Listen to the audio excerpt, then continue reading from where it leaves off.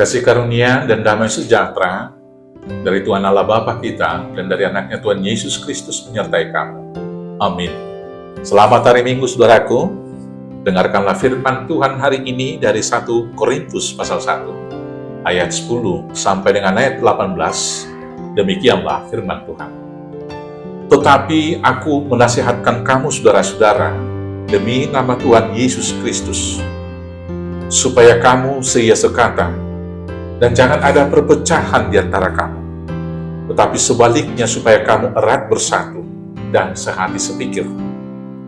Sebab saudara-saudaraku, aku telah diberitahukan oleh orang-orang dari keluarga Chloe tentang kamu, bahwa ada perselisihan di antara kamu.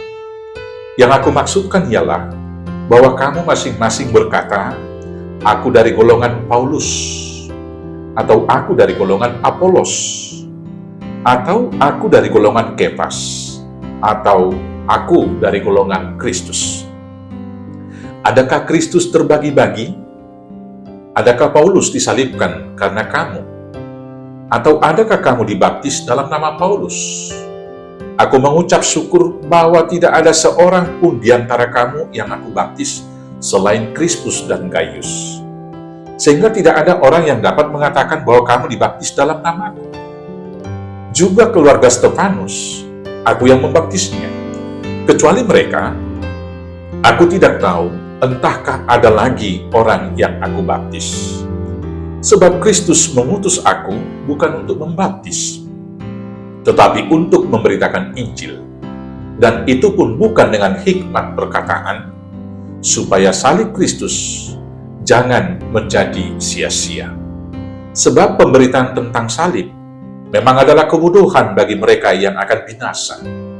Tetapi bagi kita yang diselamatkan, pemberitaan itu adalah kekuatan Allah. Demikianlah firman Tuhan. Saudaraku yang terkasih dalam Yesus Kristus, keutuhan dan harmoni adalah tema besar penciptaan Tuhan. Bumi dan seluruh isinya diciptakan dalam satu keutuhan dan harmoni yang indah, di mana manusia menjadi mahkota ciptaan tersebut.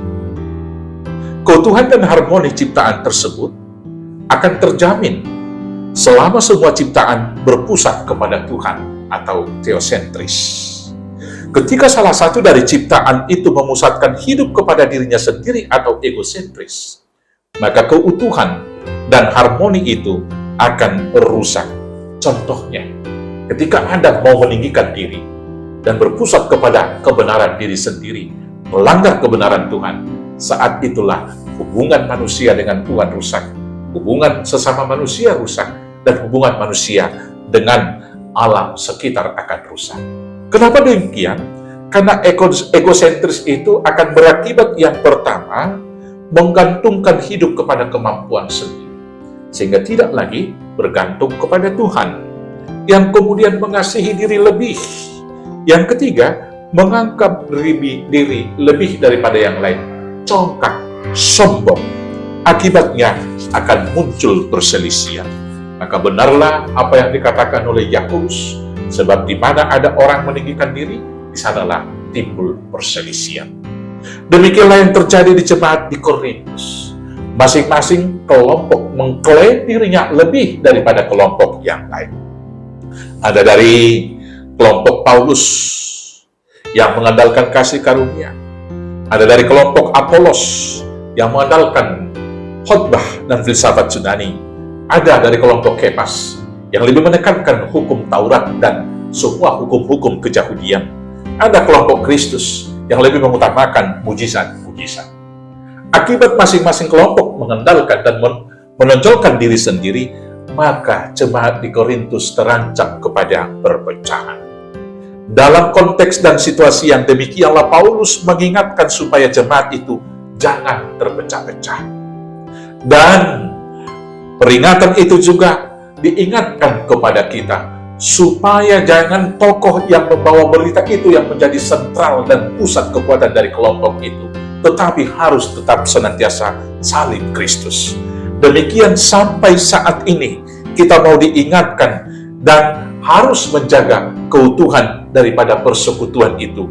Maka yang pertama harus kita ingat, Kristus adalah kepala gereja. Maka hidup kita, hidup persekutuan jemaat harus berpusat kepada Kristus atau Kristosentris. Kristus yang menjadi kepala, tentunya dasar hidup dalam persekutuan kita bukan pikiran kita, bukan keinginan kita, bukan tafsiran kita, tetapi dasar hidup persekutuan gereja itu adalah firman Kristus atau firman Tuhan. Dan semua aturan-peraturan yang dikembangkan dari sana harus beralaskan, berajaskan, berdasar firman Kristus tersebut. Dan selanjutnya, pusat dari semua pemberitaan adalah Kristus yang disalib. Maka salib itu adalah kekuatan Allah yang menyelamatkan kita tiap orang yang percaya. Walau bagi orang lain itulah kebodohan bagi orang Yunani, dan bagi orang-orang Yahudi itu sebuah penghujatan kepada Tuhan. Tapi pusat pemberitaan kita adalah Kristus yang tersalib tersebut. Saudara-saudaraku yang terkasih dalam Yesus, kita adalah anggota tubuh Kristus, dan Kristus adalah menjadi kepala. Maka jangan ada satupun denominasi gereja yang mengagungkan keunggulannya, tetapi mari kita mengagungkan Kristus yang tersalib, Kristus yang sudah naik ke surga. Selamat dipersatukan dalam Kristus, selamat memberitakan Injil. Tuhan Yesus memberkati. Amin. Kita bersatu dalam doa. Terima kasih Bapa atas kasih-Mu menyelamatkan kami, mengembalikan kami menjadi ciptaan yang baru, yang seturut dengan gambar dan rupa Allah, yang mempersekutukan kami menjadi satu gereja yang dibimbing oleh Roh Kudus. Maka ajar kami untuk bersatu, untuk memuliakan Kristus, dan hidup di bawah kaki salib Kristus. Kristus menjadi kepala, dan kami menjadi anggota. Dengan demikianlah tugas kami dapat kami lakukan sebaiknya, memberitakan Injil kepada segala makhluk. Maka sekarang urapi dan berkati kami melakukan tugas itu, hanya di dalam nama Yesus Kristus Tuhan kami. Amin. Selamat hari Minggu, Tuhan Yesus memberkati. Horas, horas, horas.